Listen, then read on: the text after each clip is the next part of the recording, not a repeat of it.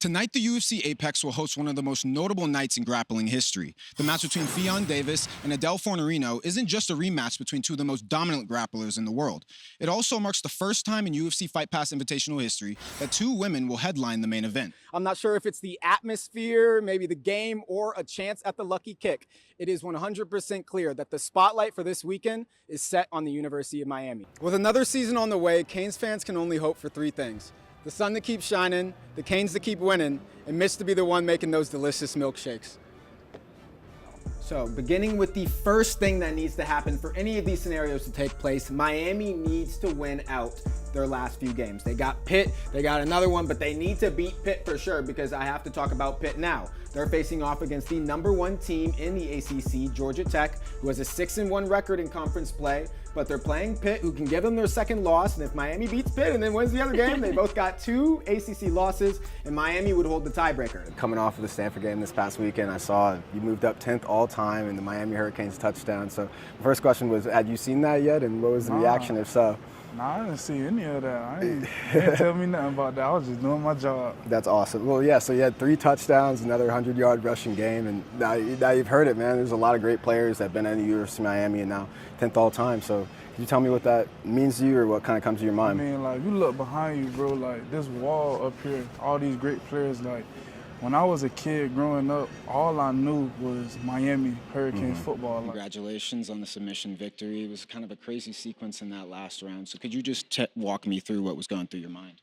Yeah, I was, I'm always looking to get the finish. Ironic, every fighter says that, right? But Here at Hard Rock Stadium, and right behind me, you see the tailgates. I'm wet right now because it's been raining and thunderstorms are going all day, but I just want to say the U is back. So last question, man. You're pretty tall. I gotta ask, what's the MPH on the serve? I think on a good day I can get 130. He's being humble, 140 at least. I appreciate it, man. Congratulations. Thank you. What's up, y'all? I'm here at Lone Depot Ballpark for Game 3 of the Marlins vs. Cardinals series. The Cardinals behind me right now in their pregame warm-ups. A few minutes ago, I had the pleasure of talking to Xavier Edwards and Jacob Marcy. Told me a little about just their mindset about the game and the season so far. But until next time, guys. How do you stay even keel every day from it? I'm glad it comes off that way. You try your best to just provide and help the team win every day when you get a chance, and that's all I can try to do every day. Just come to the yard, try to help us win, and do some, big things, little things, whatever it is, to contribute. And that's what it's about, just contributing the wins and being a winning player. For Fletcher, Marion, and Poyser, family appears to be the driving force behind their combined success. In the end, when motivation is bigger than football, the game itself becomes something greater. I put the Canes to the test, and they certainly did not disappoint. Take a look at what they had to say. Yes, being able to hear their story along with those different epilepsy survivors throughout the night was a touching and eye-opening event. They mentioned one of their goals of the night was to spread awareness, and they did just that. 6th in the ACC with a 4-2 conference record, but hope is still alive.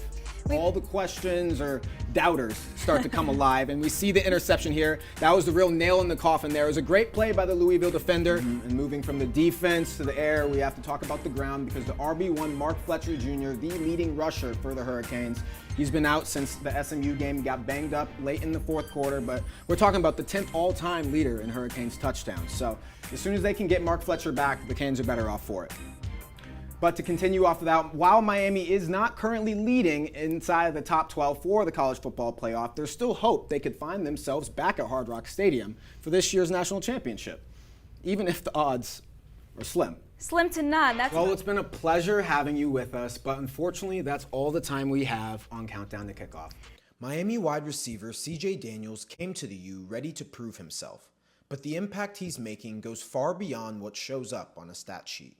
In the locker room, teammates describe him as steady, intentional, and always checking in on the people around him, long before they ever sit in a film room. Since CJ got here, he's been a tremendous leader. Like I say, always been there if you ever needed anything. He always makes sure everybody's on time. Like, he's just a tremendous leader. Even outside of football, he's willing to do dinners and get us together and do things like that. So just building the brotherhood just outside of football that'll last forever. That brotherhood is part of the story. But for Daniels, his why started long before Miami, and it started at home. Growing up, my mom has battled with epilepsy all her life, and she's a soldier, she's a leader, she was one that's going to persevere just seeing that, it kind of like made me feel like there's nothing that I can do. Like, she's my why. She's a part of my why. She's the reason behind everything. And I strive for her. The other part of Daniel's story, the part that most fans never see, comes from that relationship. For CJ, the word epilepsy isn't just another medical term.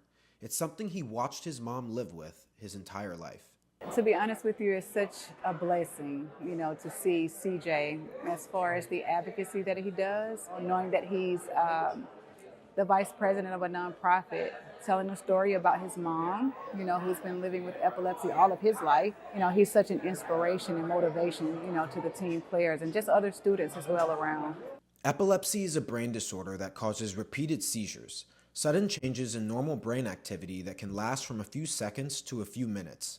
It's more common than people realize. An estimated 3.4 million people in the United States are living with epilepsy, and roughly 1 in 26 people will develop it at some point in their lives, according to the CDC. For Daniels, epilepsy isn't an abstract statistic. It was part of his everyday life growing up, and it forced him to grow up faster than most kids his age. I think I realized at a younger age, like, I live a different life more than some other kids. It took some maturity and really like some guts to really embrace like what my mom had going on. From then on, I took pride in it, man. And from that day on, I wanted to be an advocate for epilepsy awareness and more for her.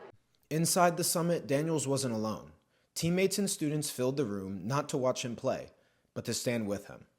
Oh, man, since I walked through the door, man, it's been a great atmosphere in here, man. I love everything about it, man. CJ put together a great event. It's bringing awareness to something that many people take for granted. Man, CJ's just been a tremendous leader, and I'm just glad I'm here to support him, man. For Daniels, seeing his teammates show up carried a deeper meaning. Man, it means a lot, man, just to have the guys that I go to battle with, that I practice with every day, have my back on the field, and to see them show up today, have my back off the field.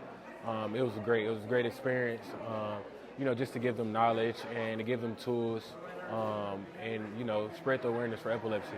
That sense of family is what Angels of Epilepsy is built on, and it's what Natalie says she wants every person who reaches out to feel. Angels of Epilepsy, we will continue, as always, to support and provide for the community. We will never give up. CJ, he'll take over someday because mom has to sit. But he's a go-getter, and I greatly appreciate just him having just the momentum and the encouragement, to want to do more for the community. That message was for the epilepsy community and everybody who's living with epilepsy and all the caregivers as well. It's a toll. Those with epilepsy can feel like, they're not wanted. They're alone. No voice is really advocating for them. So that message was for those that are feeling that way. For CJ Daniels, helping others isn't just something he does off to the side. It's his reason behind everything.